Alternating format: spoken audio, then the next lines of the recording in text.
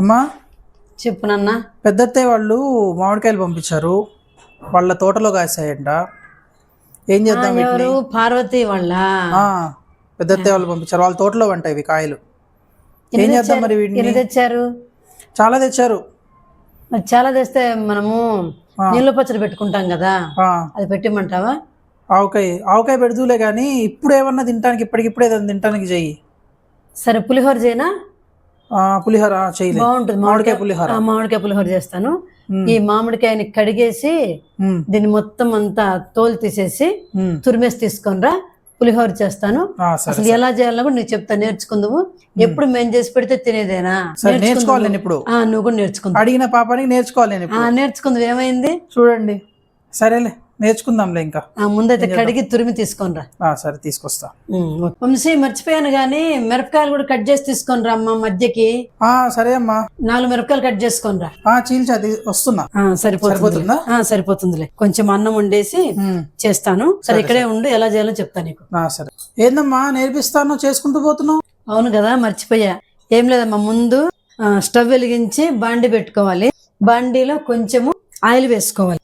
Oil వేసుకొని పోపు వేసుకోవాలి. ఆ పోపుల్లోకి ఆవాలు, జీలకర్ర, పచ్చిశనగపప్పు, మినప్పప్పు, కొన్ని పల్లీలు, ఇవన్నీ వేగనీయాలి. అంటే దానికన్నా ముందే మనము కొంచెము అన్నం వండి పెట్టుకోవాలి. ఇదిగో నేను ముందుగా అన్నం వండేసి పెట్టుకున్నానమ్మా.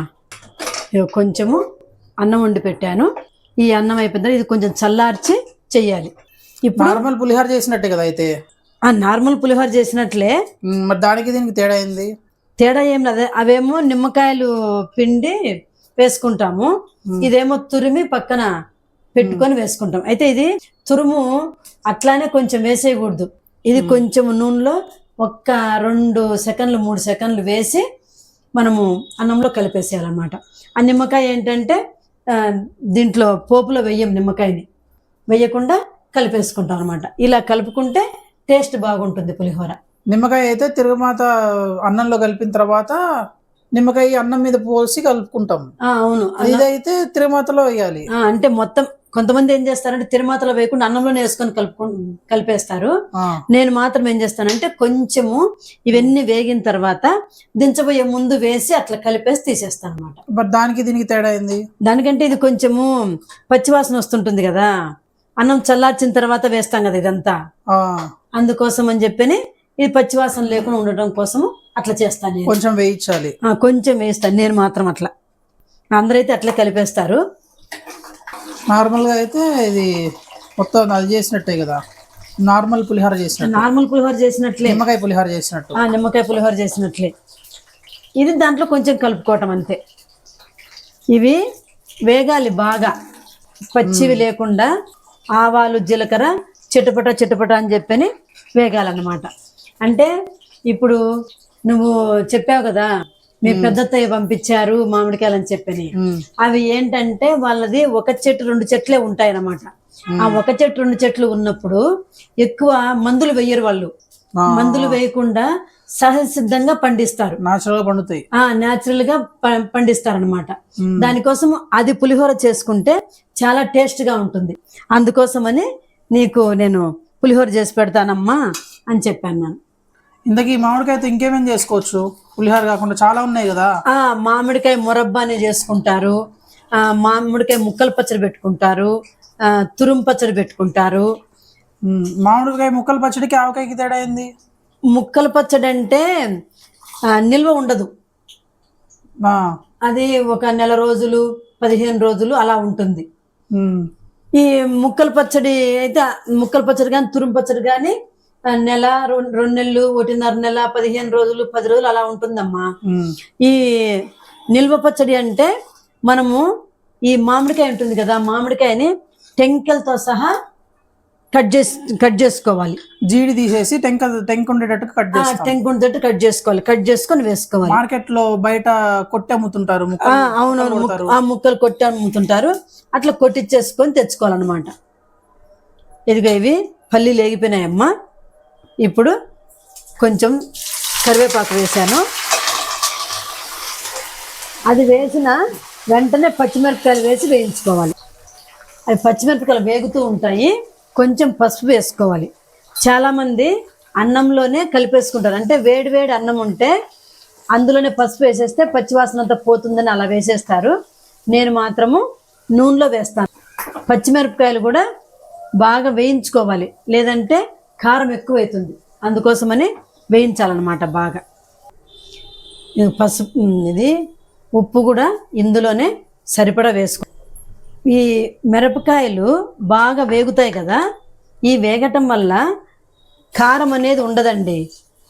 చాలామంది నిమ్మకాయ కానీ చింతపండు కానీ ఏవి చేసినా కూడా మిరపకాయలు తీసి పడేస్తుంటారు. అలా పడేయకండి. ఇలా అన్నం పులిహోరతో పాటు కొంచెం కొంచెం చిన్న చిన్న ముక్క కట్ చేసుకొని చేత్తోటి నోట్లో పెట్టుకొని తిని చూడండి. దానికి ఉప్పు, పసుపు, కారము, పులుపు అంతా తగిలి బాగా టేస్ట్గా ఉంటుంది. అలా ట్రై చేయండి పడేయకుండా. టేస్ట్ ఎలా ఉంటుందో కామెంట్లో ఇప్పుడు ఇక్కడ ఇవ్వండి. ఇలా వేగిపోయినాయి కదా, ఇప్పుడు స్టవ్ ఆఫ్ చేశానండి. ఆఫ్ చేసి ఈ మామిడికాయ తురుముకున్నాం కదా, దాన్ని ఇందులో వేసి కలుపుకోవాలి. అయితే ఇంగు వేస్తే టేస్ట్ బాగుంటుంది. ఇప్పుడైతే నేను ఇంగు వేయట్లేదు. మీరు వేసుకుండే పని అయితే వేసుకోండి, నేను మాత్రం స్కిప్ చేశానండి. ఇప్పుడు ఇదంతా ఇట్లా కలుపుకోవాలి. స్టవ్ ఆఫ్ చేసాం కదా, ఇది కాస్త వేడి పడుతుంది. ఈ మామిడికాయ తురుమంతా ఇందులోనే పచ్చివాసన అంతా కూడా పోతుంది. అప్పుడు అన్నం చల్లారిన తర్వాత కలిపేస్తానమాట నేను. ఇదిగోండి, ఇలా అన్నం అంతా పొడి పొడి చేసేసుకోవాలి. ఇది మనము వేడి పెట్టి ఉంచాం కదా, దీన్ని వేసేసుకోవాలి. చల్లారిపోయిందండి, ఎక్కువసేపు ఉంచొద్దు. అందులో ఎక్కువసేపు ఉంచితే మొత్తము ఎక్కువ వేడైపోతుంది. అట్లా వేడి ఉండకూడదు, గోరువెచ్చగా అవ్వాలి. వేసేసుకొని చేసేసుకోవటమేనండి. ఇంతేనండి ఈ మామిడికాయ పులిహోర. సింపుల్ అండి, ఒక 5 నిమిషాల్లో అయిపోతుంది. ఈజీగా ఉంటుంది, టేస్ట్ కూడా చాలా బాగుంటుంది. ఈ ఎండాకాలము కంపల్సరిగా చేసుకొని తినాలంటుంది అందరికీ. ప్రతి ఒక్కరింట్లో కంపల్సరిగా చేసుకుంటారండి. ఇది ఇంకా మా అబ్బాయి ఈరోజు అడిగాడు, వాళ్ళ పెద్దత్తయ్య పంపించిందంట, దానికోసమని చేసి పెడుతున్నానండి. ఈ రెసిపీ నచ్చితే లైక్, షేర్, సబ్స్క్రైబ్. ఎండాకాలం ఎక్కువగా దొరుకుతాయి కదండి మామిడికాయలు, ఎక్కువ కాస్తాయి కదా, అందుకని కంపల్సరిగా ఈ మామిడికాయలతోటి వెరైటీలు ఏమైనా తెలుసున్నా కూడా సరే చేసుకొని తినండి అందరూ. ఎందుకంటే సమ్మర్లోనే ఎక్కువ వస్తాయండి. అంటే మామూలు రోజులు కూడా వస్తాయి, కానీ అంత టేస్ట్ ఉండవు. సీజన్ టైంలో పండినటువంటి పండ్లు ఏవైనా టేస్టీగా ఉంటాయి. కంపల్సరిగా ఏ సీజన్లో పండేటువంటి కాయలు కానీ పండ్లు కానీ మనం తినటం వల్ల మనకు ఆరోగ్యము చాలా మెరుగుపడుతుందండి, చాలా బాగుంటుందన్నమాట. చలికాలంలో వచ్చేవి చలికాలంలో, ఎండాకాలం వచ్చే ఎండాకాలంలో అవి ప్రతి ఒక్క ఫ్రూట్ కూడా ప్రతి ఒక్కరు తినాలి. తినటం అలవాటు చేసుకోండి, మీ పిల్లలకు కూడా అలవాటు చేయండి. చూడండి, మొత్తం కలిపేశాను. ఎక్స్పీరియన్స్ మీద టేస్ట్ చాలా బాగుందని అర్థమైపోతుంది. కానీ టేస్ట్ చూడకుండా ఆగలేం కదండి, కంపల్సరీగా టేస్ట్ చూడాలి కదా. చూసేద్దాం టేస్ట్. బా, సూపర్ అండి, చాలా టేస్టీగా ఉందండి. ఒక్కసారి ట్రై చేయండి, తప్పనిసరిగా వారానికి 2 సార్లు చేసుకొని తింటారండి మీరు. కంపల్సరిగా చేసుకొని తిని చూడండి. ఈ రెసిపీ కనుక నచ్చితే లైక్, షేర్, సబ్స్క్రైబ్.